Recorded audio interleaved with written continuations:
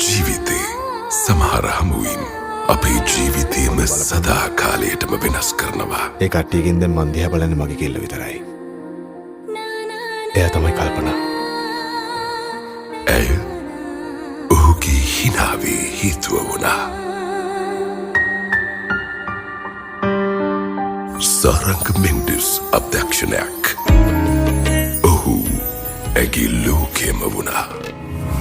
රැහින පාවෙනා මාආල නළඟනා ඒ දැසයාවෙනා ආශාගී වැහෙනා රැසිත මේගයක් වගේ කොල්ල එකෙම වශී වෙයි අනේ පරියා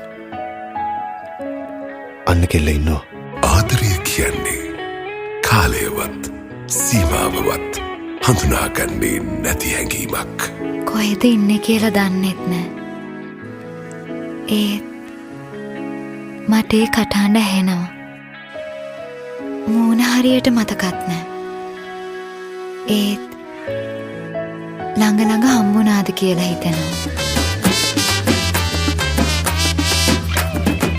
බෝලිම් දිගේ ඇවිත් ඇසක් කසන්නා මෝලම් කසතදින් පිඟත් සලන්නා ඩාලින් කියා හොරෙන් මුවත් සිබින්නා බෝඩින් කඩාවරෙන් පෙමක් ලබන්ටාට රඟයි සුපෙම් පමරා මොනරා වගේ රැඟුම්පා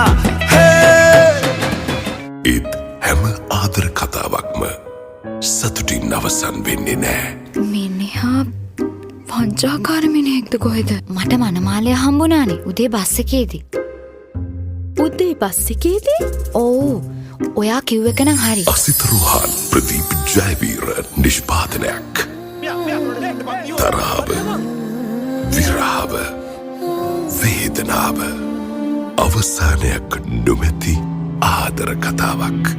මේ වේදනා හිමි වේද සැමදා ළඟ ඉන්න නුඹ ආවදා ආයාචන නිතු ගාව රැඳිලා මට ඉන්නේ නුඹමයි සදා.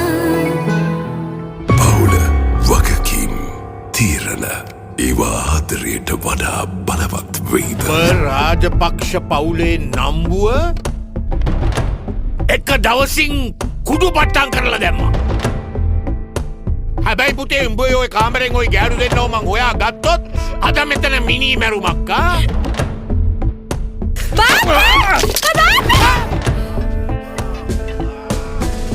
සුදු සඳ සාවිමා සඳ ඇති විට පමණක් ඇතියයි පෙනෙනා සුදු සඳ සාවිමා සඳ ඇති විට පමණක් ඇතියයි පෙනෙනා කෝල සඳ සිට පානයිගේ දැක මුලා වෙන මේක රාවණ අඬරිය මොලාව් තාරකාරසින් දිලේ නන්දසින් කල්පනා ළඟදීම සිනමා ශාලාවලට